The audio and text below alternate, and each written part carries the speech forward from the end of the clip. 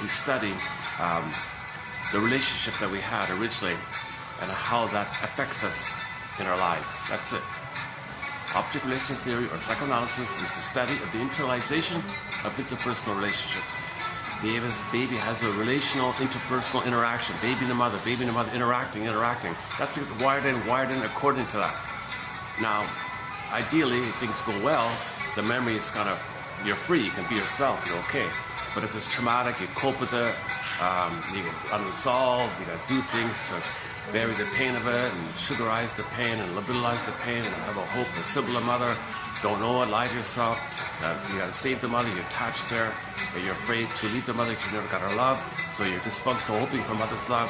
So you wired in some kind of system that's very troubled, but it's the best baby you can do. Otherwise it'd be worse, so he's just trying to find some way to get along with the mother. It's called a traumatic attachment, an insecure attachment style, reactive, avoidant, anxious. It's considered developmental trauma, attachment trauma, strain trauma, ambient trauma, etc. Weaning trauma is embedded in there. Oh, circumcision trauma and shock traumas, of course, would be in there. So the baby remembers all this kind of stuff and they cope in a certain way. Part of the coping is that his anger, which was a cry for love, rebound in on himself. So to maintain the hope for mother's love, he's got to hate himself, because hating himself is just twirled around. He cried for love, okay, tension, fear, anger, distress, fury, rage, but a block turned in. But it's crying for love to the mother, crying for love to the mother, but it turned into anger, and then it blocked, it turned in.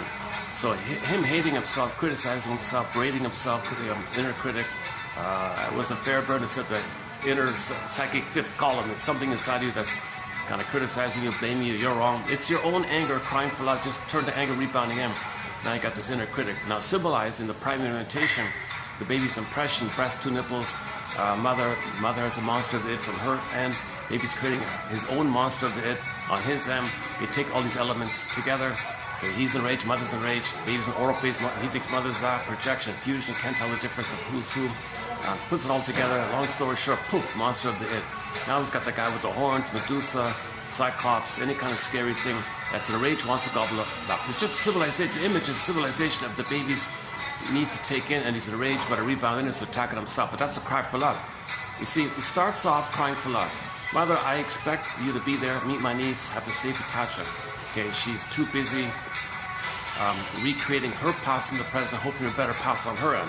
Not emotionally available in the present, because in her past, she didn't go through the developmental process to have her beingness, her ontological self, her sense of self, to love the baby, to have the ethics, morality, and ability to love the baby and see the baby and meet the baby's needs. Because her needs, she never got that herself. So she's trying to still get that. She's still trying to resolve that unmourned loss from her end.